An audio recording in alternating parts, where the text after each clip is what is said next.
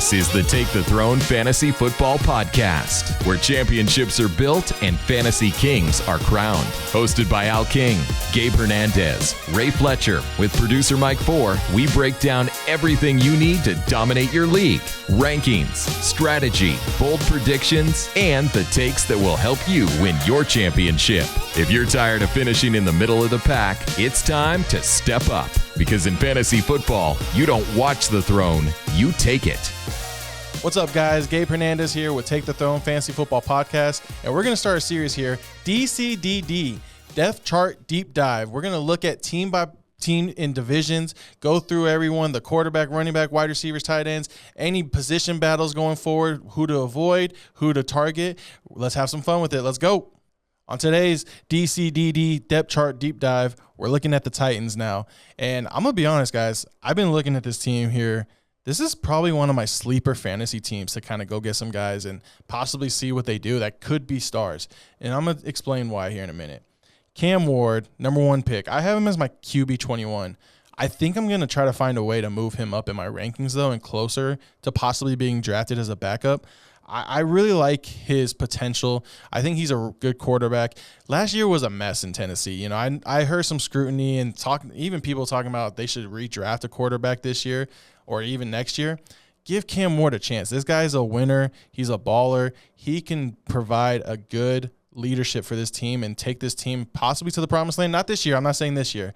But in the future, I like Cam Ward as a possible franchise quarterback. He needs the weapons, and I think he does have a couple weapons now, and we'll get into that here in a minute. Cam Ward is someone, though, I'm looking forward to. But the biggest benefactor to Cam Ward's success this year is going to be Brian Daboll. Robert Saleh is now the head coach. They bring in Brian Daboll to call the plays, and while Daboll wasn't the greatest coach in New York, he's a good offense coordinator. Look at the development he's had with quarterbacks over the years. Josh Allen, Daniel Jones, Jackson Dart. I would argue that Cam Ward is probably more talented than all three. Maybe not Josh Allen. Maybe not Josh Allen. That's probably going a little too far. But over Jackson Dart and Daniel Jones, I think we could argue that Cam Ward's more talented than those two. So I'm excited what he's going to do with Cam Ward, and that's one of the biggest reasons why I have Cam Ward as a deep sleeper as my quarterback going forward. I'm going to move in now to the running backs. Tony Pollard is still the running back there. I have him as running back 26, and so he's a solid running back. He's not someone that, again, I'm not going to target necessarily. If he falls to me in the right round, I'll take him happily. I think he could be a solid RB3 on your team. RB4 would be perfect if he's that low. 29 years old. He's going into his seventh year. He's had 4 straight 1,000-yard seasons, though. And when you think of Tony Pollard, you think fast and versatile, pass catcher. He's actually been more physical in the run game, and his receptions have gone down each year. He's become more of a running back. That's why I don't love him necessarily, because the pass catching has kind of gone away from him as he gotten older in age. But again, Brian Daboll offense, I think this offense is going to be more productive, going to put up more points and score a little more. I like Tony Pollard as an RB3. RB4 would be a great spot for him on your team, but look for Tony Pollard. Tyjae Spears, I have as RB52. They do utilize him, and I can see him moving up a little bit. But I'm something, I prefer the workhorse, and I don't know if they're going to be a 50-50 committee, but I do see like a 75-25, and that's probably why I have Tyjae Spears a little lower than than most people do. But he is a talented running back, so I would definitely use him as a handcuff, even possible sleeper. If you're looking in the 14th round and you need a running back, Tyjae Spears sitting there, I would not be mad if you took him. And then they also did draft Nick Singleton out of Penn State this year, 5th round. Could he make his way into the rotation? Possibly, because when you look at new coaches, Tony Pollard is not a Robert Saleh guy. Neither is Tyjae Spears. Maybe not even Brian Daboll guy. So could they work in Nick Singleton over time? Absolutely. I think Nick Singleton is a deep, deep sleeper for running back. Dynasty, I think he's a great pick. He's someone to keep an eye on. I don't think you're going to draft him, but keep an eye on him on the waiver wire. If you start seeing him, slowly but surely getting a little more touches and a little more carries in midseason, I can see you picking him up, and maybe he takes over in the end.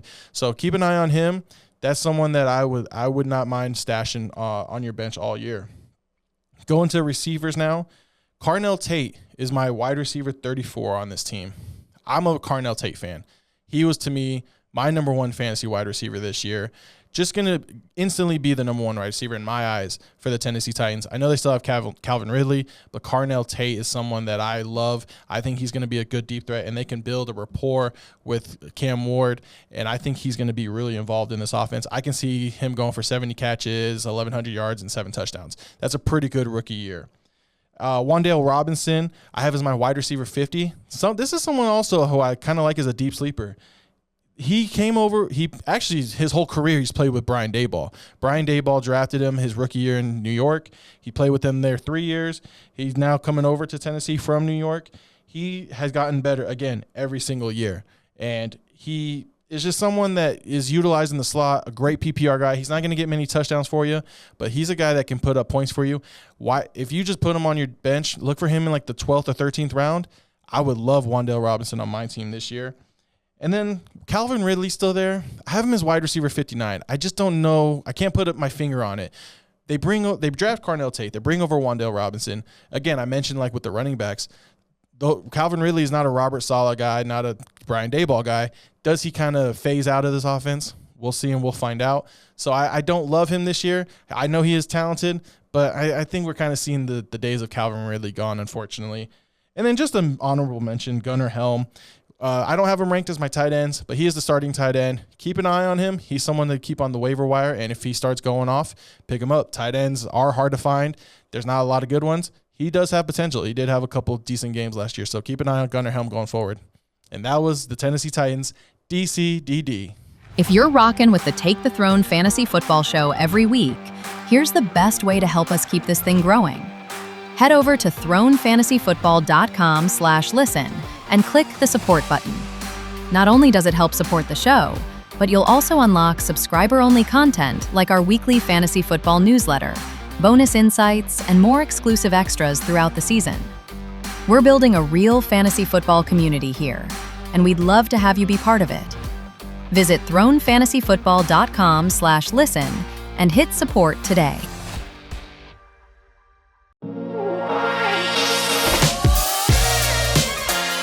This is the Take the Throne Fantasy Football Podcast, where championships are built and fantasy kings are crowned. Hosted by Al King, Gabe Hernandez, Ray Fletcher, with producer Mike Four, we break down everything you need to dominate your league. Rankings, strategy, bold predictions, and the takes that will help you win your championship. If you're tired of finishing in the middle of the pack, it's time to step up. Because in fantasy football, you don't watch the throne, you take it.